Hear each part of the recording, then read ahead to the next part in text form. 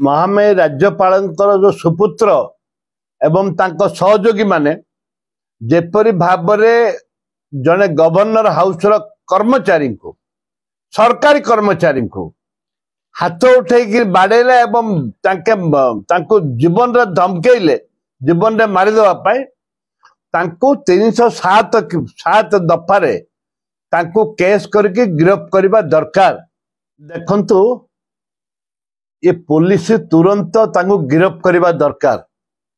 और महामहिम राज्यपालଙ୍କର जो सुपुत्र एवं तांको सहयोगी माने जेपरी भावरे जने गवर्नर हाउस रो कर्मचारी को सरकारी कर्मचारी को हाथ उठे बाड़ेले एवं तांको जीवन रे धमकेले जीवन रे मारिदेवा पाई तांको 307 दफारे तांको केस करके गिरफ्त करबा दरकार।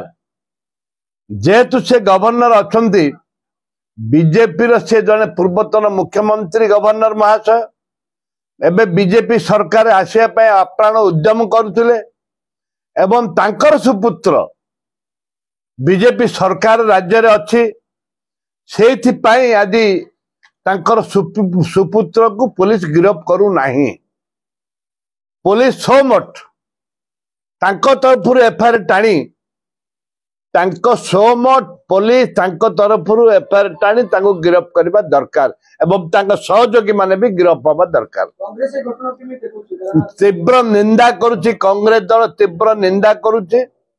छात्र कांग्रेस एइथिपाई आंदोलन को जीव छात्र कांग्रेस युवा कांग्रेस महिला कांग्रेस एथिपाई आंदोलन को ओरेबे। परिवार भी न्याय मागुछि कहउछन्ति से परिवार को न्याय देवा दरकार सरकार।